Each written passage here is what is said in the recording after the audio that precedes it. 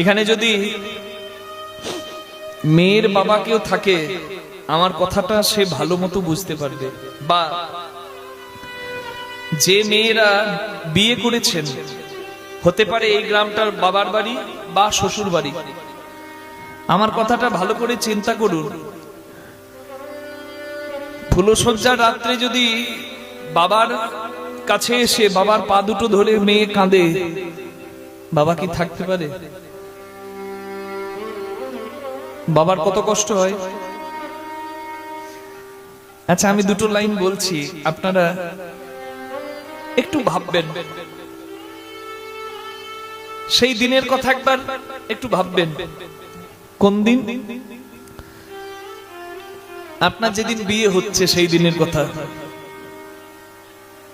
আমি আপনাদেরকে কষ্ট দিতে চাই না, কিন্তু এই দু লাইন একটু মনে করাতে চাই, তাহলে বুঝতে পারবেন আমার বলার অর্থ।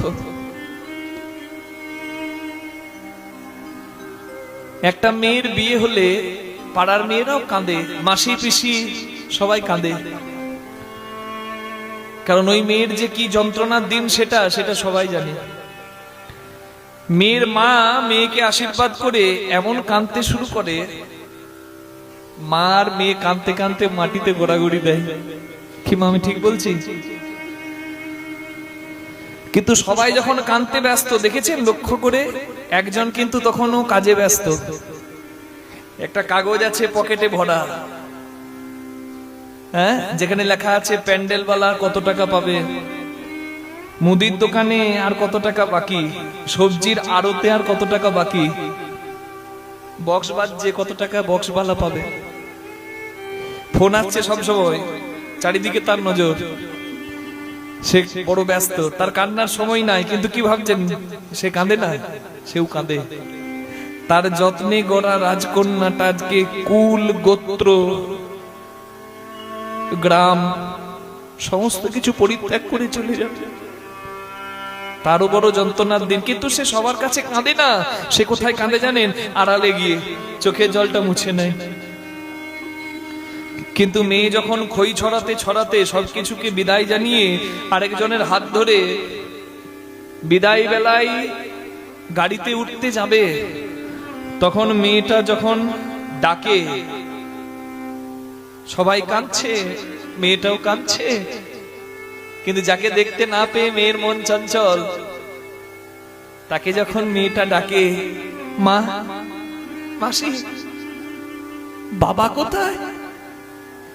আর মেয়ের যাবার কালে ওই বাবা ডাকটা শুনে আমার মনে হয় পৃথিবীতে এমন কোন পাষাণ হৃদয়ের বা পাথর হৃদয়ের বাবা নাই যার চোখে জল আসে না। মেয়ে বিদায় নিয়ে চলে গেল। মেয়ে যদি শ্বশুর ঘরে আনন্দে থাকে, বাবার আনন্দ সব থেকে বেশি।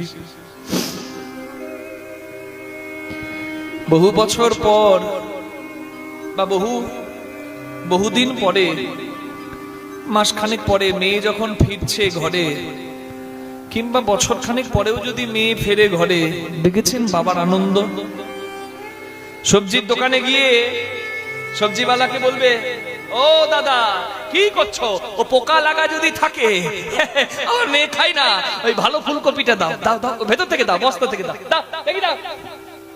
বেছে বেছে নেবে। মেয়ে যা ভালোবাসে বাবা জোগাড় করে রাখবে। মেয়ে বাসে যদি নামে, বাবা দাঁড়িয়ে থাকবে বাস স্ট্যান্ডে, মেয়ের ব্যাগটাও মাটিতে পড়তে দেবে না। আয় আয় মা, আয়, ভালো আছিস তো? এর নাম হলো বাবা। আমি আপনাদের কাছে বলতে পারছি এই কথা কেন জানেন? আমি তো মেয়ের বাবা নই, কিন্তু আমি কেন বলতে পারছি? আমি দেখেছি এক মেয়ের বাবাকে কাঁদতে। আমি যখন মাধ্যমিক পরীক্ষা দিচ্ছি, তখন আমার দিদির বিয়ে হচ্ছে। আমার দিদির বিয়েতে, দিদির বিদায় বেলায় আমার এত কষ্ট হচ্ছে, আমি জানি না কেন আমি কাঁদছি। মনে হচ্ছে ভেতর থেকে একটা অঙ্গ যেন চলে যাচ্ছে। সবাই কাঁদছে, ওই সময়টা সবাই কাঁদলো, বাকি কিছুক্ষণ পরে সবাই বিভিন্ন কাজে ব্যস্ত হয়ে গেল। কিন্তু আমার দিদি চলে যাবার প্রায় 2 ঘন্টা পরেও একটা মানুষ ওই প্যান্ডেলের খুঁটিটা ধরে বসে বসে কেঁদেছে, সে হলো আমার বাবা। আমি তখন বুঝতে পেরেছি যে বাবার কাছে মেয়ে কি জিনিস। আপনারা অনেকে আমার কথা শুনে কাঁদছেন, কিন্তু আপনাদেরকে কাঁদানোর জন্য আমি কথা বলিনি মা। এখন একজন কীর্তনিয়া কীর্তন করে, কীর্তন করতে করতে তার মুখ দিয়ে থুতু বেরিয়ে যায়। কীর্তনিয়া কীর্তন শুরু করেছে, ভদ্রলোক একজন পাঞ্জাবি ধুতি পরে সামনেই বসেছে। এবার কীর্তন শুরু হয়ে গেছে, থুতু বেরোনো শুরু হয়েছে, বারবার তার পাঞ্জাবিতে পড়ছে। তিনি উঠে দাঁড়িয়ে বলছেন, এই যে দাদা আপনার কীর্তন বন্ধ করুন। এত ভক্ত কন্ট্রোল করতে পেরেছেন, আপনার মুখের থুতু কন্ট্রোল করতে পারছেন না। কীর্তনিয়া তোমার কম চালাক নয়, বললেন দাদা ভুল করছেন, যেগুলো পাঞ্জাবিতে পড়েছে ওগুলো থুতু নয়, সব গঙ্গার জল বেরিয়েছে। ভদ্রলোক বললেন, আপনার মুখ দিয়ে গঙ্গার জল বেরোবে কি করে? এ কি পাইপ লাইনে যোগাযোগ আছে নাকি? কীর্তনিয়া বললেন, ধর মশাই, জানেন না যে গঙ্গার সৃষ্টি গোবিন্দের চরণ থেকে? বলে হ্যাঁ জানি। তা গোবিন্দের কথাই তো বলছি, যা বেরোচ্ছে সব গঙ্গার জল। সঙ্গে সঙ্গে ভদ্রলোক আরেকটু কাছে বসেছে। দাদা এত কাছে কেন? বলে আজ গঙ্গা স্নান করেই ঘর ফিরে যাবে। আর কীর্তন এই মাইকে হচ্ছে, মাইক থেকে একজন ভদ্রলোক নিজের বাড়ি থেকে শুয়ে শুয়ে শুনছিলেন। তিনি তাড়াতাড়ি একটা মাটির মালসা ঢাকা দেওয়া আছে, কীর্তনিয়ার কাছে দাঁড়িয়েছে। দাদা একটু হাঁ করবেন, একটু দাদা বড় করে হাঁ করুন। কীর্তনিয়া ভেবেছে মনে হয় এখনো শীত তো যায়নি, তাহলে নলেন গুড়ের সন্দেশ বড় সাইজের হবে।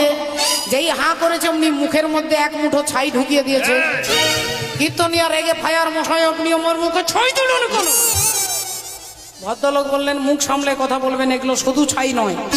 তাহলে বলে 2005 সালে আমার মা মারা গিয়েছিল, মা বলেছিল আমি মরে গেলে অস্থিটা গঙ্গার জলে দিয়ে আসিস। তা 2005 সালে ট্রেন বন্ধ, বাস বন্ধ, লকডাউন, কি করব, গঙ্গায় যাব কি করে? আপনার মুখে যখন গঙ্গা, মুখের মধ্যেই ঢুকিয়ে দিয়েছে।